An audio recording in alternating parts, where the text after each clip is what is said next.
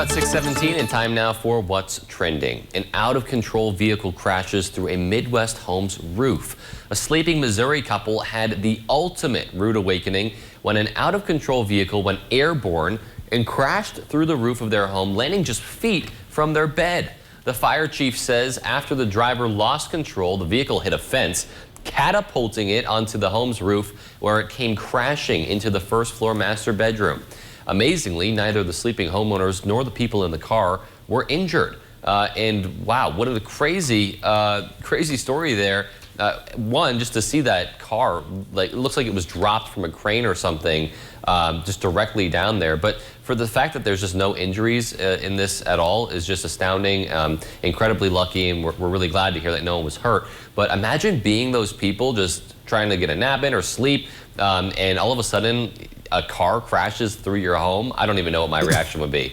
No, I don't know what mine would be either. I'm so happy that nobody got hurt. But just to look at that, that is so much damage. I would be very upset. I would wake up on like the wrong side of bed that day. Yeah. Yeah, literally on the wrong side of bed. If you're even still on the bed at that point after that big scare, and I'm sure probably uttering some words not appropriate from broadcast TV there. So I can only imagine just how scary is probably just a relative term to put it. To just be like.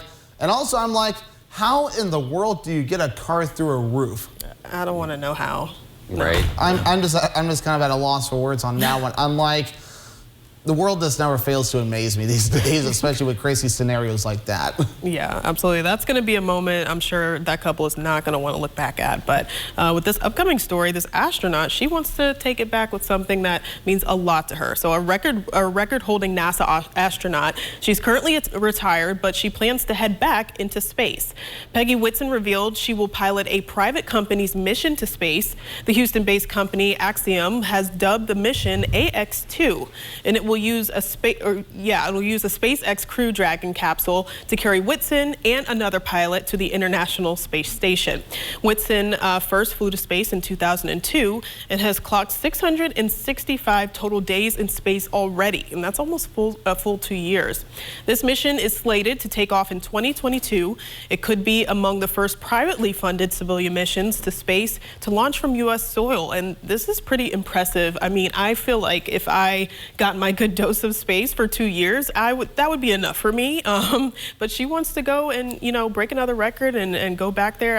Kudos to her. I mean, that's a huge deal. Yeah, obviously it must be a pretty amazing experience, and something that she obviously loves doing.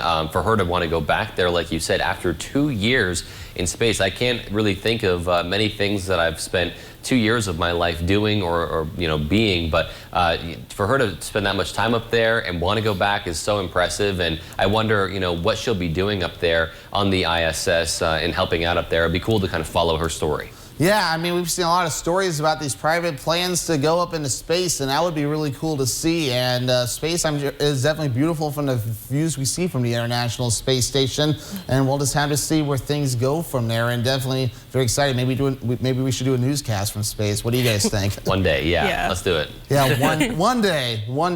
But meanwhile, back here on Earth, a family of store owners in Massachusetts are being praised for tracking down the owner of a winning $1 million lotto ticket that was mistakenly discarded. The owner says the customer, who's a regular, bought and scratched the ticket and then gave it back before she left. Thinking it was a loser, she didn't even finish scratching it off. But after discovering the ticket was actually a winner, the owners had a family meeting. They tracked down the customer, who was elated by the reversal of fortune. Now the business owners are basking in the warm glow of a good deed done. And you can't put a price on that. And also a public service announcement: that anyone ever does a lottery ticket, just make sure you scratch off all the numbers first before just assuming it's a waste. I mean, I can see why you would think so, but I mean, really, I mean, stuff like this could happen as a result. So, yeah, I mean, now you could be $1 million richer just because of that.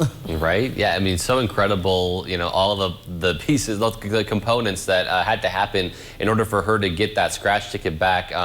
But really good on those store owners there who, you know, they had a very big decision to make. And I love that they even held a family meeting about it. Like, you know, we could probably do a lot with this money, help us out.